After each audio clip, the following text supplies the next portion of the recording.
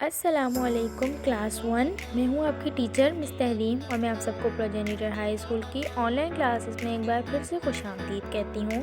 बच्चों, आपको याद होगा हमने पेंसिल की कहानी पढ़ ली थी, तो आज हम इसकी कॉपी का काम करेंगे। तो आए हम पेंसिल की कहानी की कॉपी का काम शुरू करते हैं। बच्चों, जिससे मैंने हेडिंग डाली है पेंसिल की कहानी, आप सब भी अपनी कॉपी में हेडिंग डालें और नीचे अच्छी सी पेंसिल की तस्वीर बनाएं। अब अगले सफ़े पर लिखें सवाल, ये कहानी किसकी है?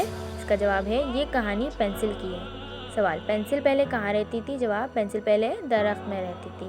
अब एक घर का काम है, उसके लिए सफ़ा नंबर 83 पर आ जाए, जो आप लोगों ने खुद करना है। बच्चों, जैसे इमला बदल कर नए अल्फाज बनाए, नाम का मान, नाक का कान, नोक का कौन, तो आप लोग बना लें।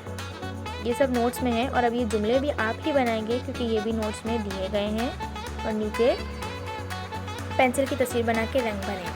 अब अगली क्लास में हम नया सबक शुरू करेंगे। तब तक के लिए अल्लाह हाफिज़।